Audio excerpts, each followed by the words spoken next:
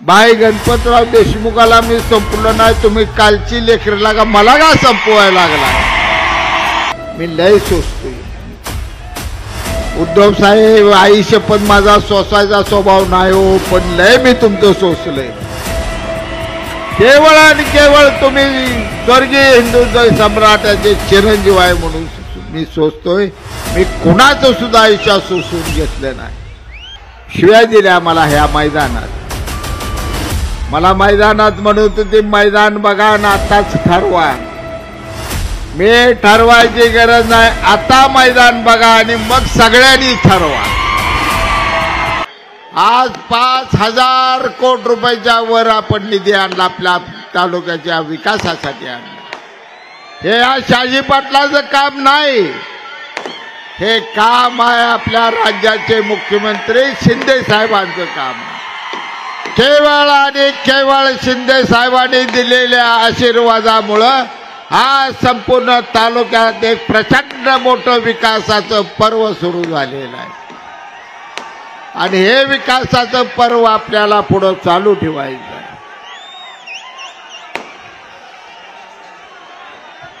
खाली बसून घ्या सर्वांनी, सर्वांनी खाली बसून घ्या.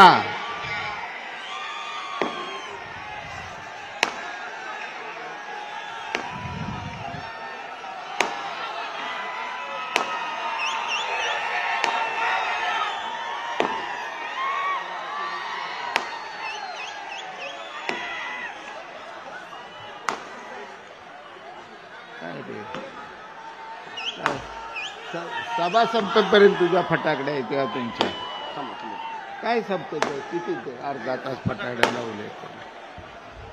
फटाके कुणी फोडू नका, फटाके फोडू नका कुणी सुद्धा. बापूंचं भाषण शांत आहे का?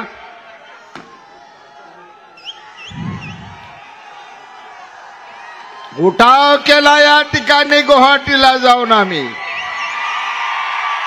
हा उठाव होता महाराष्ट्र राज्याचं उद्याचं जे भविष्य उद्ध्वस्त होत चाललेलं आहे.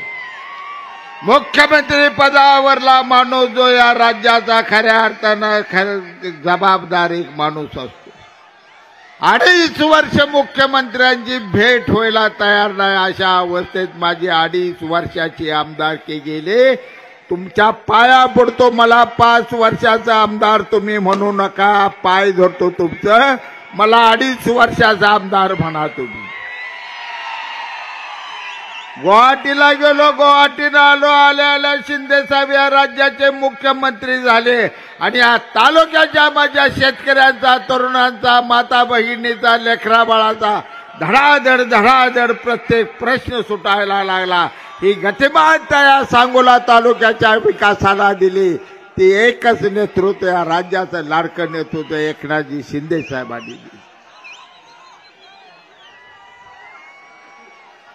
शिव्या दिल्या मला ह्या मैदानात. मला मैदानात म्हणून ते मैदान बघा आणि आताच ठरवा. मी ठरवायची गरज नाही, आता मैदान बघा आणि मग सगळ्यांनी ठरवा. या तालुक्याच्या जनतेने मला भरभरून प्रेम दिली, माया दिली, नेतृत्व दिली. तुमच्या सगळ्यांच्या मायेमुळं 40 वर्ष झाली लढा चालू आहे मित्रांनो. एक दिवस ही लढा थांबला नाही.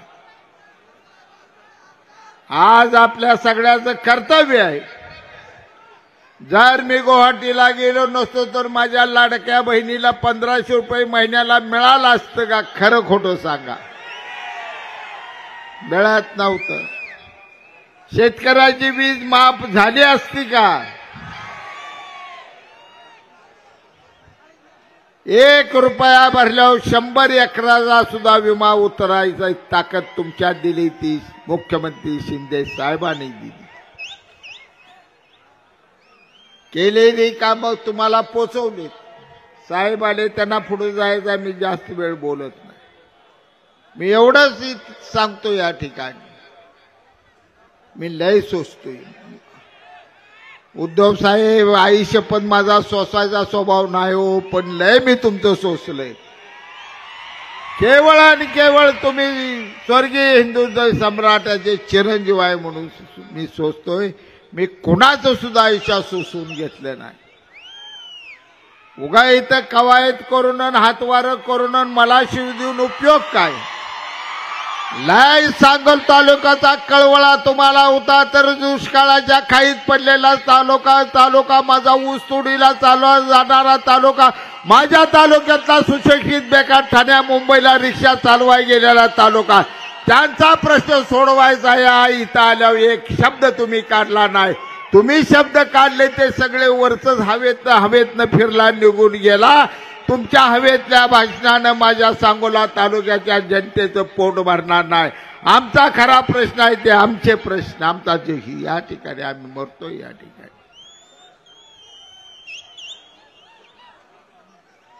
मित्रांनो, लढाई निखळाची आहे. लढाई शहाजी पाटलाची तर आहेच, पण माझ्यापेक्षाही या राज्याला 2.5 वर्षात प्रगती पथाचा कामाचा डोंगर उभा केलेले मुख्यमंत्री आदरणीय एकनाथ शिंदे साहेबांची ही लढाई आपल्या सगळ्यांचे प्रश्न सोडवते. लाडक्या बहिणीच्या 1500 रुपयेवर इथं काय बोलले, माजी मुख्यमंत्री बोललेत काय म्हणजे 1500 रुपयानं संसार चालतो का.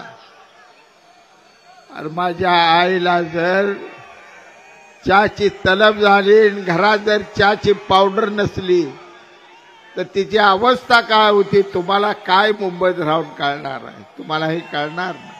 हे कळलं या राज्याचे मुख्यमंत्री एकनाथ शिंदे साहेबांना. जे शेतकरी आहे ज्यांनी दारिद्र्य भोगलेला आहे, ज्याने संसार करताना डोंगरावरच्या माळावरची शेती केली, शेतीचा नांगूर खांद्याला घेऊन वडलेला आहे, ज्यांनी बघितलं आपल्या आईला संसार चालवताना घर चालवताना काय अडचणी होत्या, त्याच शिंदे साहेबांनी तुम्हाला त्याच दयाळपणाने 1500 रुपये दिलेले.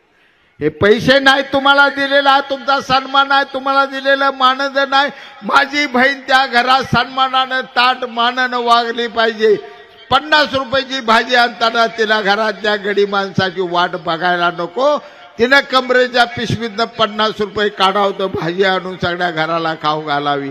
हाय तो शिंदे साहेबांचा. दिवाळी कशी झाली तुमची. तुम्हाला माझ्या बहिणीने यावेळी काय ताप दिला नाही. त्यांनी दिवाळी केली. आईचं लाडू तुम्ही खाल्ल्यात आहे, फुकाडचं लाडू यावर्षी आहे. तर तुमचं सगळं माझ्या बहिणीने फवं आणलं, साखर आणली, गुळ आणला, डाळ आणली, डाळं आणलं, सगळं करून वाशेल त्यानं तुम्हाला आंघोळ घालून साबणानं धुतलं आणि खाई म्हणजे गपचेप. ही ताकद तुमच्यात दिली ती मुख्यमंत्री एकनाथ शिंदे साहेबांच्या मुख्यमंत्री लाडकी बहिणी या योजनेने दिलं. माझं भाषण संपवतो. जळिताचे पैसे ज्याला मिळाले त्यांना हात वर करा.